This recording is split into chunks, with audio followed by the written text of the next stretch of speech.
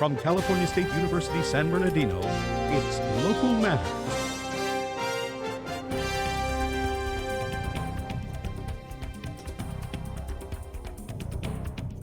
Transit and Wineries. Hello, I'm Annie Quintana, and welcome to Local Matters, featuring stories from across the Inland Empire. And I'm Danielle Maxwell.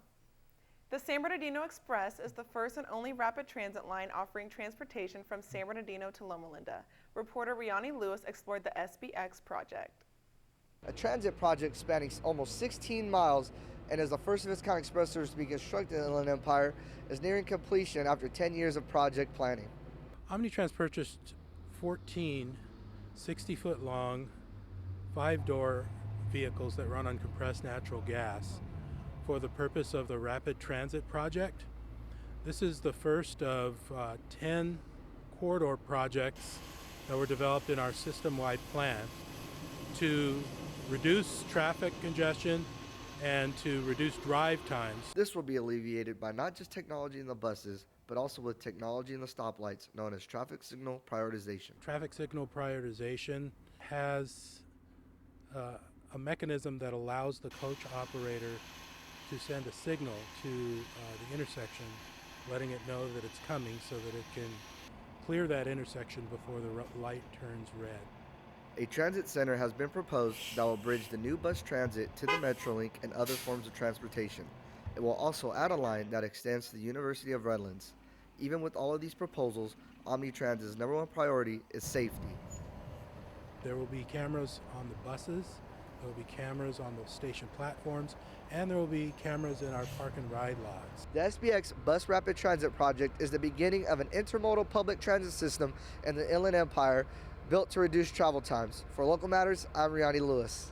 Fermentation, blending, and aging all go into the production of wine. Reporter Elizabeth Ferreira analyzed one of the original wineries established in the Inland Empire. Wineries go back to the early 1900s. Of the original wineries established, one is located right here in the Inland Empire.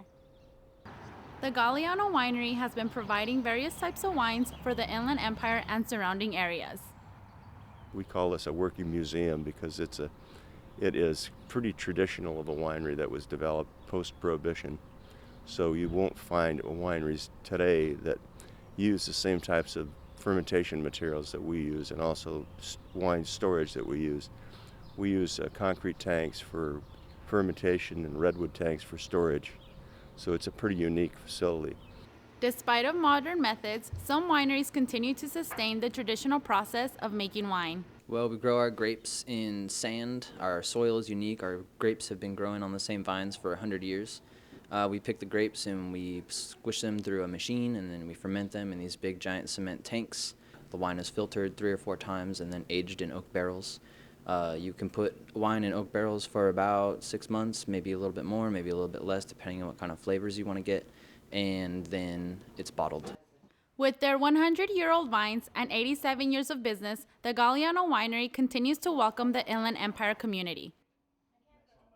With their rich history and appealing taste, wineries continue to attract wine tasters in the Inland Empire. For Local Matters, I'm Elizabeth Ferreira.